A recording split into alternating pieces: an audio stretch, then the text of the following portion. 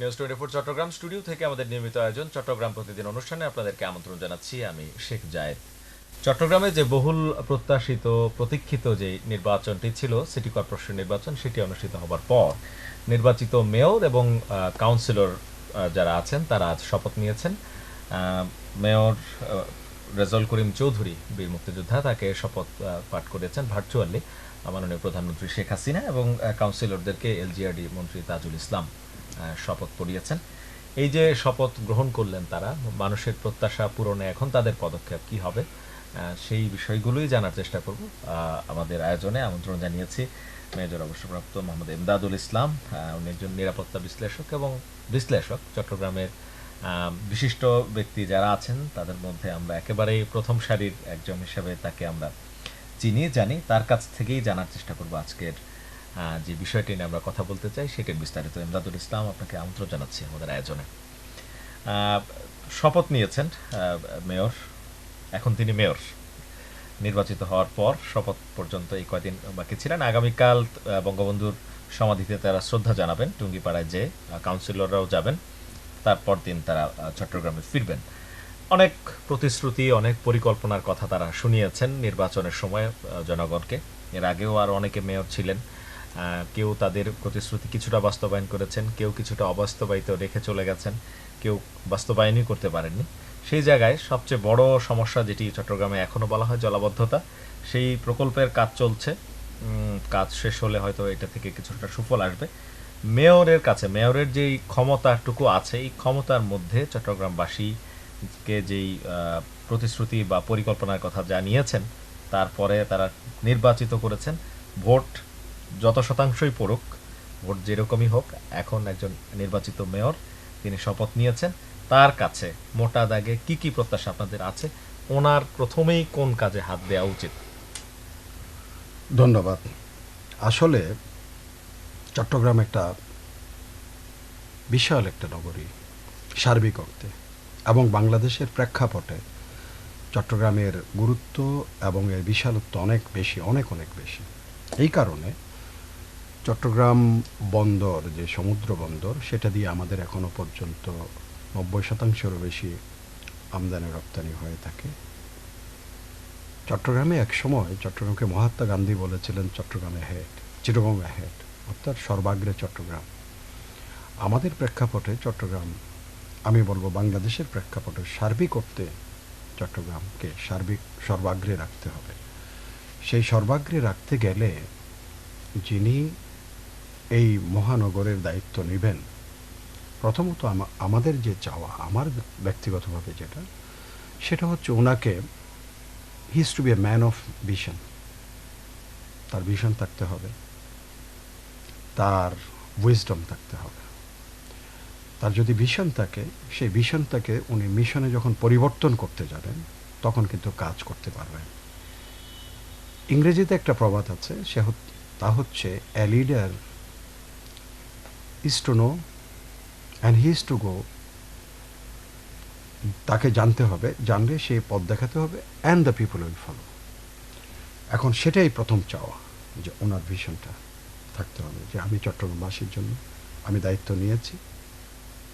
দায়িত্ব কিন্তু মানুষ দেয় নাই, দায়িত্ব আমি নিয়েছি, যার জন্য আমি ভোটে দাঁড়িয়েছি। আমি আমার পার্টির থেকে প্রার্থিতা চেয়েছি, মানুষরাই দিয়েছে, আবেদন করেছি। মানুষ কিন্তু এটা, আমি যখন নিজেকে মনে করেছি যে আমি এটা করার জন্য যোগ্য, সেজন্য আমি আমার পার্টির কাছে প্রার্থনা করেছি।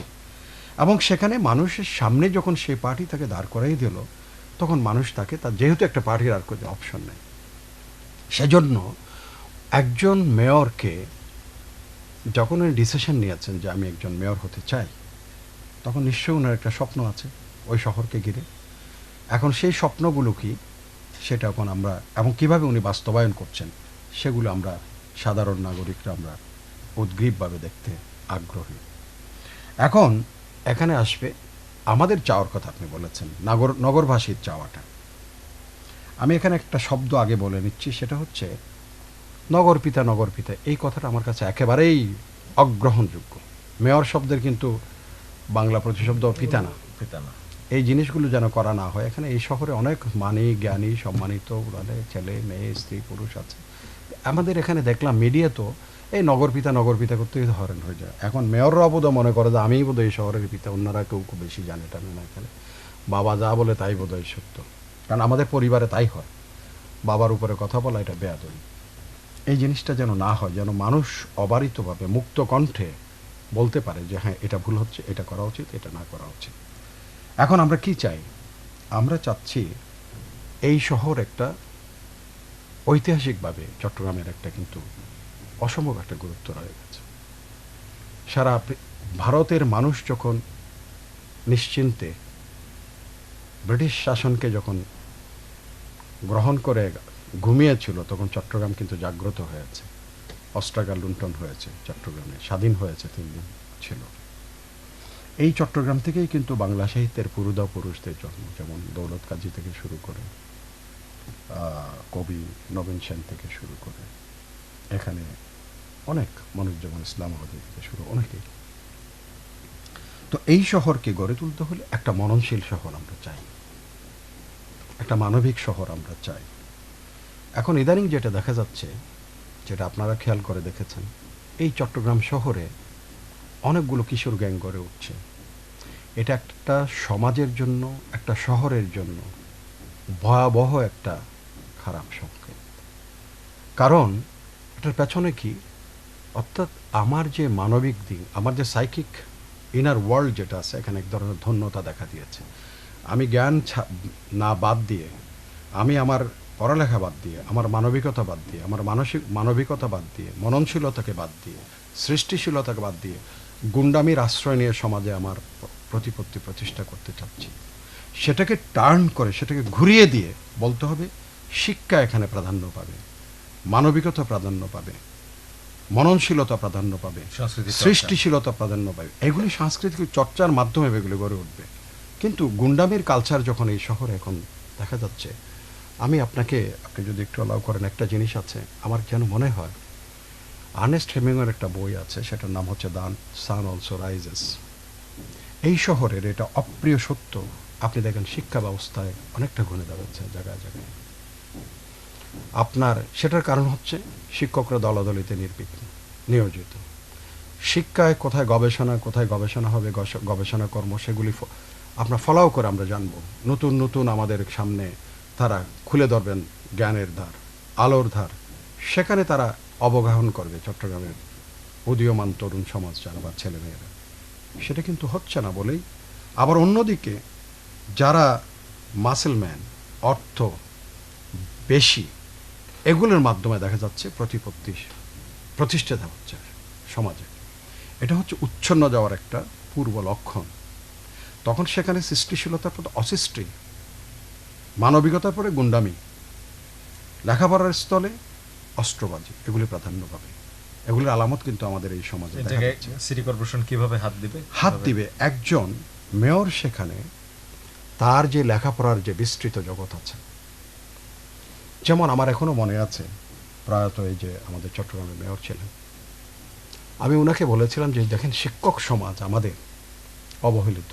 তারা মনে করে আপনারা একে সম্বর্ধনা দেন, ওকে সম্বর্ধনা দেন, এর জন্য সম্বর্ধনা। একদিন বিশ্ববিদ্যালয়ের সমস্ত শিক্ষককে চলুন আমরা একদিন ওনাদেরকে একটা সম্বর্ধনা দিই, দাওয়াত করি। এই ইঞ্জিনিয়ারিং ইনস্টিটিউট হলে সেটা আমি করেছিলাম। আমারই অনেকটা পেছন থেকে কলকাঠি নাড়ার জন্য সমস্ত ভাইস চ্যান্সেলর স্টেজে বসিয়ে সমস্ত অধ্যাপকরা বিশ্ববিদ্যালয়ে তাদের দাওয়াত দেওয়া হয়েছিল। খুশি মনে সবাই আসছে, তাদের উদ্দেশ্যে অনেক ভালো ভালো কথা বলেছি। আপনারাই মানুষ সৃষ্টি করবেন, আপনারাই মননশীলতা প্রত্যুত করবেন, বীজ আপনারাই করবেন, সেখান থেকে অঙ্কুরিত হবে সেই ফল, সেই গাছ। এবং সেই গাছটা যদি বিষবৃক্ষ হয়, তাহলে সেখানে ফল আসবে বিষ। আপনি যদি ভালো কাজ করেন, সেখানে ভালো ফল দিবে। ফরাসি দেশে একটা কথা আছে, কাপড়টা আপনার যতই সস্তা হোক, আপনি একজন ভালো টেইলরের কাছে যান। এটা হচ্ছে একজন নগরের যিনি দায়িত্ব নিয়েছেন, নেতৃত্ব নিয়েছেন, তার দায়িত্ব হচ্ছে শিক্ষক সমাজকে সচেতন করা, তার আচার আচরণের মাধ্যমে, তাদের নাশ্চারের মাধ্যমে, তাদের সম্মান দেওয়ার মাধ্যমে, উদ্বুদ্ধ করার মাধ্যমে। এই কাজটা কিন্তু মেয়র করতে পারেন একটা শহরের। দুটা হচ্ছে আমি যে কথাটা বলছিলাম, দ্য সান অলসো রাইজেস।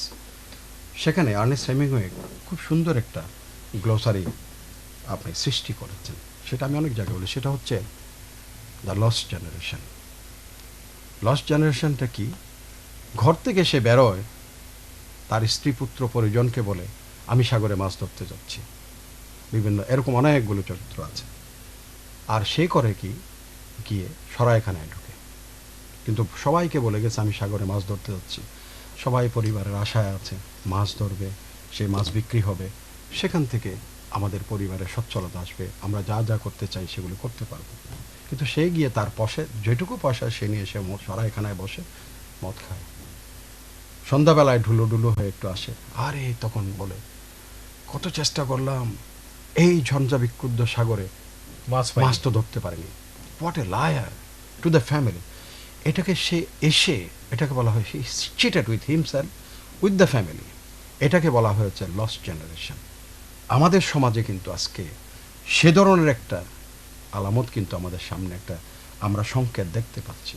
সেটা কি ফোকাস যদি এখন আমি ভিশনের কথা কেন বলেছিলাম, একজন মেয়রের তার যদি ভিশন থাকে সেটা উপলব্ধি করতে পারবে, তার যদি আজকে যদি উইজডম থাকে সে বুঝতে পারবে যে এখানে কিশোর গ্যাংগুলো কেন হচ্ছে, এরা প্রতিপত্তি কী করে স্টাবলিশ করছে, who is the godfather behind them, তাদেরকে নিউট্রালাইজ করতে হবে। তাদেরকেই নিউট্রালাইজ করলে অটোমেটিক্যালি এরা এখন যখন দেখে একটা গুন্ডার বাবা মনে করে যে এই সমাজে এই ওয়ার্ডে তো আমারই প্রতিপত্তি আমার ছেলের কারণে, তার মানে হি ইজ এনকারেজ, যে ছেলেটা ফার্স্ট পজিশন পেয়েছে তার বাবার কোনো 2 পয়সার দাম নাই, তো সেখানে আপনি ভালো ছেলেটার কী হবে, সে দেখবে যে আমি লেখাপড়া করছি সারা বছর বসে, হ্যাঁ রহিমুল্লাহ এসে আমার তো বাড়ির 2টা শট দিয়ে এই জায়গাটিতে যদি মেয়র কাজ করতে চান, সেই ক্ষেত্রে আমরা যেটি দেখেছি চট্টগ্রামে, যদি আপনি তরুণ সমাজকে খেলাধুলার প্রতি আগ্রহী করতে চান, খেলার মাঠ পর্যাপ্ত নেই, সাংস্কৃতিক চর্চার ব্যবস্থাও সেরকম নেই, সেটা তাহলে মানে কিভাবে করতে পারেন মেয়র এই জায়গায় ব্যবস্থাপনাটা?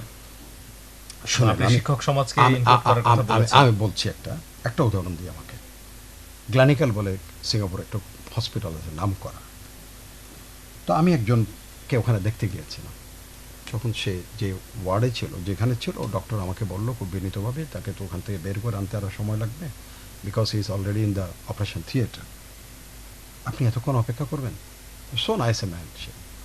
আমি আমার তো কী করার আছে আর কী করবো দেখি একটু, বলে আমি আপনাকে বলি if you like the nature, বলে রাস্তার ওই পারে আপনি বোটানিক্যাল গার্ডেন আছে আমাদের, আপনি ওটা ঘুরে আসতে পারেন। আমি চিন্তা করলাম কী করা, আমি গেছি ওখানে, এবং সিঙ্গাপুরে এই যে নিঃশ্বাস নেওয়ার সময় এটাও পয়সা খরচ করতে হয়। আমি দেখলাম যে ওখানে এন্ট্রিস কোনো পয়সা লাগে না, ফ্রি। আমি ঢুকলাম, এক একটা পা রাখি, এক একটা কদম হাঁটি, আমি অবাক বিস্ময়ে মনে হয় যে পৃথিবীর সপ্তাশ্চর্যের এটা একটা আশ্চর্য হওয়া উচিত ছিল। অপূর্ব একটা বোটানিক্যাল গার্ডেন, যেখানে অর্কিডটা ফোটার বিচিত্র অর্কিড, যেখানে গেছি অল্প জায়গার ভিতরে তারা করেছে। এই গাছগুলো এখানে একেই মনে হচ্ছে এটাকে আমরা যেমন চুল আশ্রয় সেইভাবে রাখা আছে, আমরা যেমন মনে হয় এটা সাজানো একটা বাগান ওরকম করে। এই শহরে এটা একটুখানি ছোট্ট জায়গা, একটু ছোট জায়গার মধ্যে তার বোটানিক্যাল গার্ডেন, আপনি দেখেন কিসের জায়গার অভাব। এই শহরে কি সুন্দর সুন্দর পর্বত পাহাড় ক্যাকড়া সেগুলো খাচ্ছে, আমরা চোখ বন্ধ করে সেগুলো দেখছি। আজকে যেখানে যে লিঙ্ক রোড যেটা হয়েছে সেখানে দুপাশে কাটাকাটি শুরু হয়েছে, এটা কিন্তু একজন মেয়রের চোখ রাখতে হবে, তার শহর কিভাবে ক্ষতিগ্রস্ত হচ্ছে।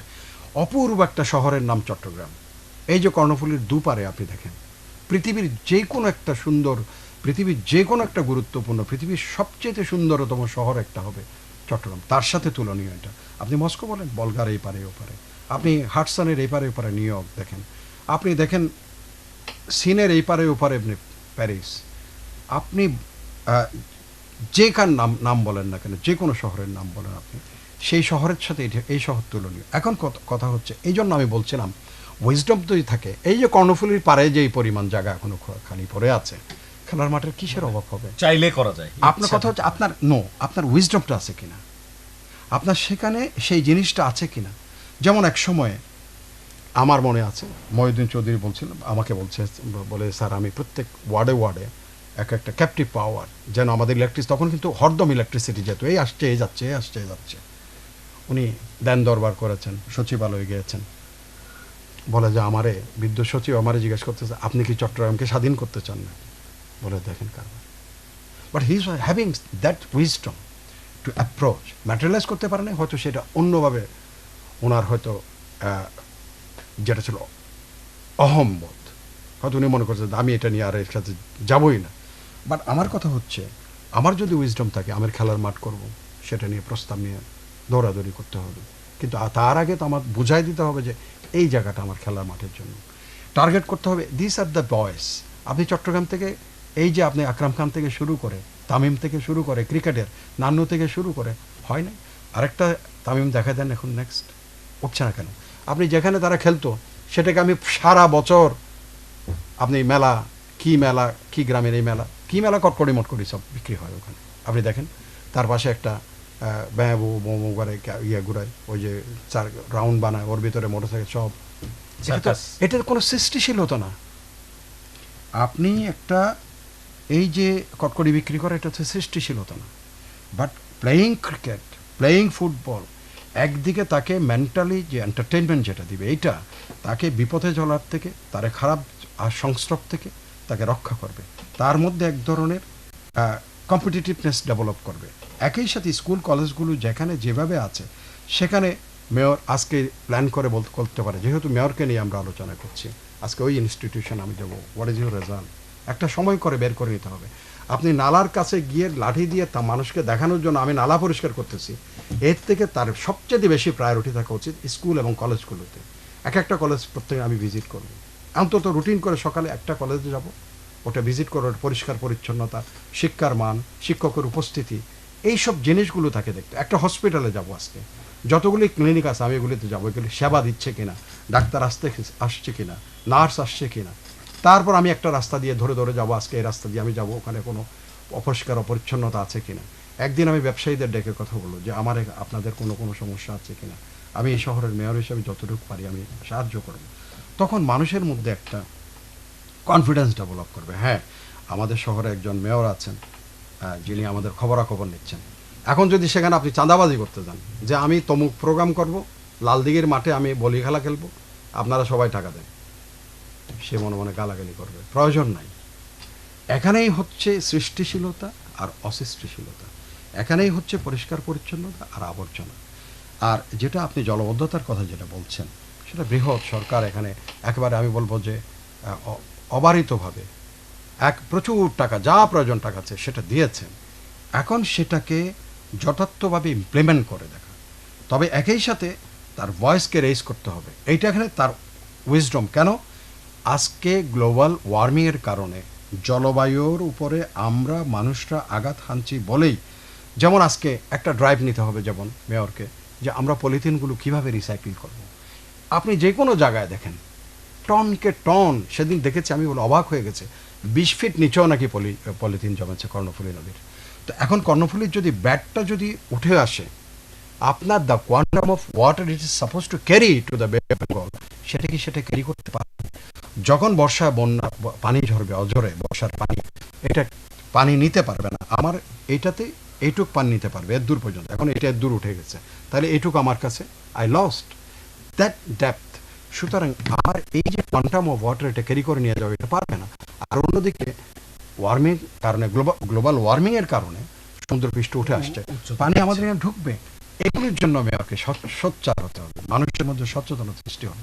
এইবার কি মেয়র যদি মনে করেন আমি এই শহর না, উনি বিশ্বায়নের প্রতি বিশ্ববাসীর দৃষ্টি যে আপনার এই গ্লোবাল ওয়ার্মিং এর কারণে আমাদের শহর ডুবে যাচ্ছে, এটা শুধু মাইক্রো লেভেলে হবে না, এটা ম্যাক্রো লেভেলেও তাকে সোচ্চার হতে হবে। যে দেখেন জায়গায় জায়গায় তাকে সেমিনার সিম্পোজিয়াম করতে হবে যে আপনার এই গ্লোবাল ওয়ার্মিং এর কারণে আজকে মেরু অঞ্চলে বরফ গলছে বলে, পানির মাত্রা বেড়ে যাচ্ছে বলে সমুদ্রপৃষ্ঠ থেকে আমাদের শহর ডুবার এখন আশঙ্কা দিচ্ছে, আপনারা আমাদের শহর বাঁচানোর রক্ষা করুন। এটা একদিনের না, এটা হয়তো আমরা এই জেনারেশন থাকবে, নেক্সট জেনারেশন কিন্তু চট্টগ্রাম শহর ডুবে যেতে পারে। সো এই অ্যাওয়ারনেস ডেভেলপ করা, এটাও তার কিন্তু একটা বড় কাজ। সিটি কর্পোরেশনের যে আপনাকে অনেক ধন্যবাদ জানাই, কারণ আমরা একেবারে শেষের দিকে আছি। সিটি কর্পোরেশনের নিয়মিত কাজগুলোর পাশাপাশি আপনার বক্তব্য যেটি আমরা পেয়েছি, যে তার একটা ভিশন থাকতে হবে, কাজের ইচ্ছা থাকতে হবে, মাঠে থাকতে হবে, মানুষের পাশে থাকতে হবে। আপনি গুরুত্ব দিয়েছেন যেন নতুন প্রজন্মকে সঠিক পথে পরিচালিত করা যায়, মেধাবী প্রজন্ম গড়ে তোলা যায়, সেই জায়গাটিতে মেয়রের নজর দিতে হবে। আপনাকে অনেক ধন্যবাদ মেজর অবসরপ্রাপ্ত ইমদাদুল ইসলাম আমাদের আজকের আয়োজনে আসার জন্য। কথা বলছিলাম মেজর অবসরপ্রাপ্ত ইমদাদুল ইসলামের সঙ্গে, যদিও তিনি অবসর স্বীকার করতে চান না, কারণ সারা তিনি কাজে থাকেন। তাকে আমরা আমাদের আয়োজনেতে আমরাও আনন্দিত যে তিনি বলেছেন যে আসলে মেয়রের একটি ভিশন থাকতে হবে। সেই ভিশন নিয়ে যেহেতু নতুন মেয়র শপথ নিয়েছেন, কাউন্সিলররা শপথ নিয়েছেন, তিনি এবং তার কাউন্সিলররা মিলে একটি মানবিক শহর হিসাবে চট্টগ্রামকে গড়ে তুলবেন, সেই প্রত্যাশা রেখে আজকের আয়োজন এখানে শেষ করছি। আগামীকাল বিকেল 3টায় আবার দেখা হবে। ভালো থাকবেন সবাই।